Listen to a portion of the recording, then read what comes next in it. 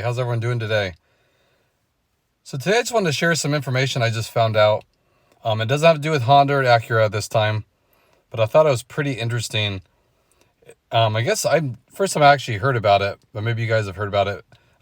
It's regarding Hyundai and Kia, and what it has to deal with is their ignition system.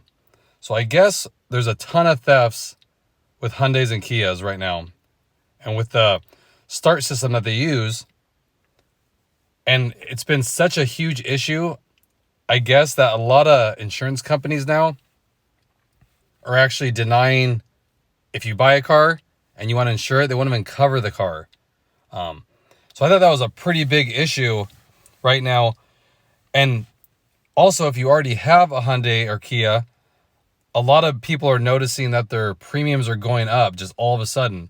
And the reason being is because I guess the theft of the Hyundais and Kias is so high that they have to increase their rates. And they said that they've never seen something like that before as well. So I know a lot of people look at the Hyundais and Kias. So I just wanted to share the information with you guys. If you don't know about it, it's a pretty big thing because it's a real issue right now. And so a lot of people, all of them, many different states, try to get quotes online and they get denial letters saying that they're unable to offer a policy for those vehicles.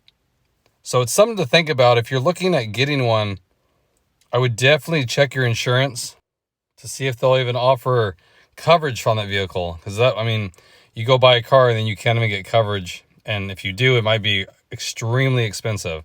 I've learned the hard way in the past, not checking what the insurance would be on a vehicle before I bought it. And then it's kind of a mess after that. So, and it affects new ones too. There's people with 2020 Hyundais that their premiums just keep going up. And even the cars with the keyless ignition, it's kind of affecting all of them. So it's not just the ones with actual keys in them, because that was the main issue before, that they're easily stolen, I guess, with how they do it. So I guess what's happening too, they're saying now that engine immobilizers are standard on all Hyundai vehicles produced as of November 2021. And they're standard equipment now with push button ignitions. So they're saying that is a good step in the right direction to prevent thefts, but it's not stopping the insurance companies from either not covering them or really raising the rates on people. So I just wanted to share the information. If you haven't heard, it's a big thing. Like I said, I didn't even know about it, but I guess it's just jumped up so much so that insurance companies all over, and they're not like these fly-by-night companies. They're big companies, insurance companies that are doing this. So just something to take notice of. Like I said, if you're cross-shopping those brands, simply make some phone calls, get a quote on the auto insurance on that vehicle before you go ahead and buy it, of course, and see what they say.